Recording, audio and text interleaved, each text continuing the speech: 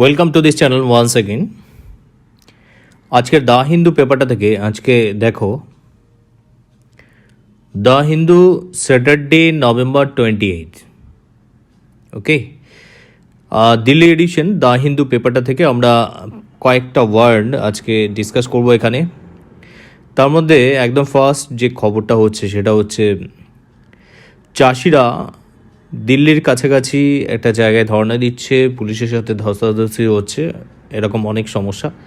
সেখানে কি বলছে, সেখানে একটা ওয়ার্ড পাচ্ছি আমরা, after a morning of tense classes with the police who used tear gas and water cannons in an effort to disperse the crowd.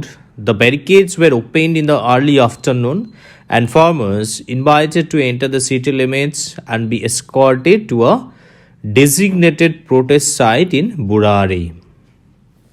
তাহলে ডিসপার্স আমরা এখানে একটা ওয়ার্ড পেলাম। ডিসপার্স দেখতে পাচ্ছ তোমরা, এখানে ডিসপার্স ওয়ার্ডটা আন্ডারলাইন করা আছে। ডিসপার্স মানে কি? ডিসপার্স বাংলায় যেটা বলে, আমি মানে বাংলায় যেটাকে বলে যে ডিসপার্স মানে তাড়িয়ে দেওয়া, সরিয়ে দেওয়া। আর ডিসপার্স ইংলিশে যেটা মানেটা বলবো, কজ টু লিভ আ গ্যাদারিং, মানে কজ টু লিভ আ গ্যাদারিং, এমন কিছু করা যাতে এই যে গ্যাদারিংটা হয়েছে, এই যে গ্যাদারিংটা তোমরা এখানে দেখতে পাচ্ছ, যে গ্যাদারিংটা হয়েছে, গ্যাদারিংটাকে সরিয়ে দিতে হবে, হটিয়ে দিতে হবে, যেটা আমরা বলতে পারি। সেকেন্ড যে ওয়ার্ডটা আমরা পাচ্ছি,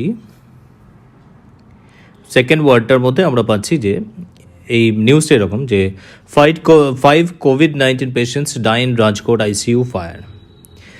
5জন COVID-19 পেশেন্ট আইসিইউ ফায়ারে রাজকোটে মারা গেছে। তো chief minister Vijay Rupani expressed grief over the incident and announced ex gratia compensation to the next of king of the deceased. ঠিক এটা দেখলাম। তো ডিসিজড মানে আমরা জানি যারা মারা গেছেন, আর কিন মানে তাদের আত্মীয় স্বজন যারা। তো এখানে যে ওয়ার্ডটা যেখানে পাচ্ছি, মোদি কন্ডোলড দ্য ডেথস। কন্ডোল আমরা এখানে ওয়ার্ডটা পাচ্ছি, Modi কন্ডোলড the deaths.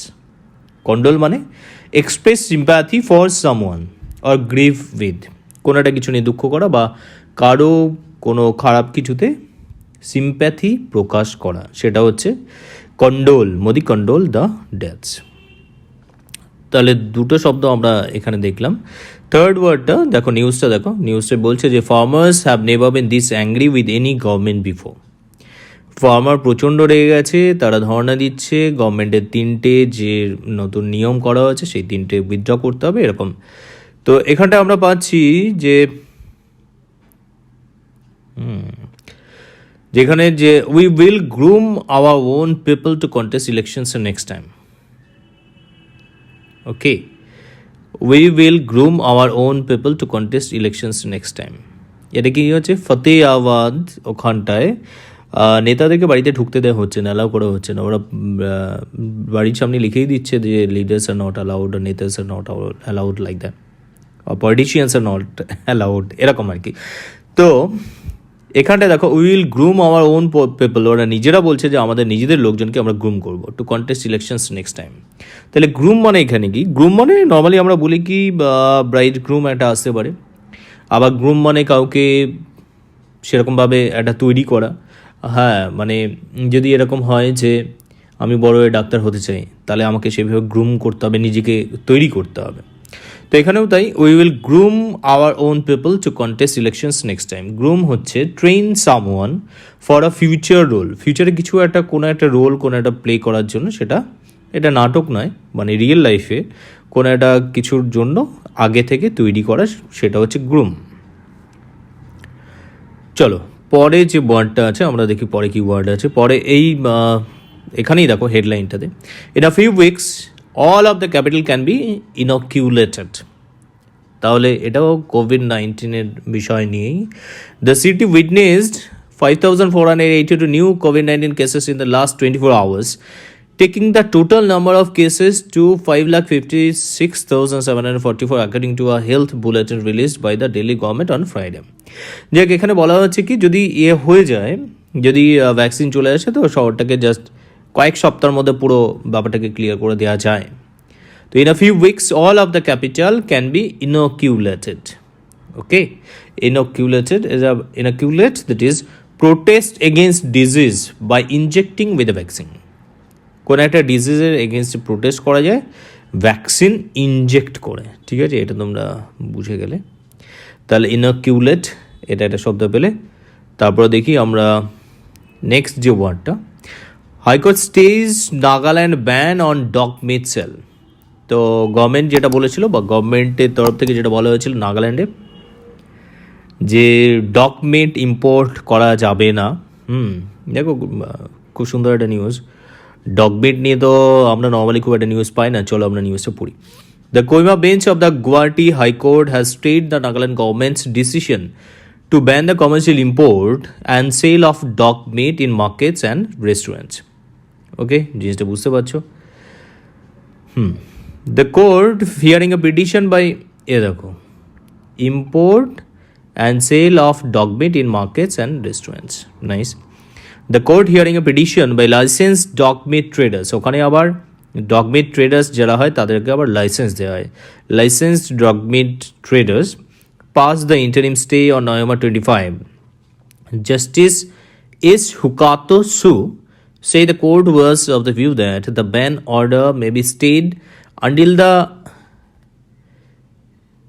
next returnable date.